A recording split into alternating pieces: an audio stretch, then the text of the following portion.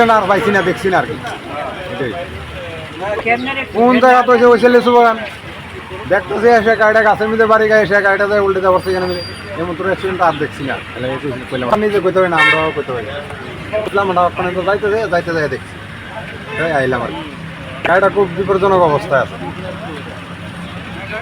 ভাঙচুর তো হয়ে গেছে, দেওয়া হয়ে যেতে পেছনের দিকে গ্লাস মাছ ভেঙে গেছে গা, সামনের দিকে ভেঙে গেছে গা, করতে পারতাম না।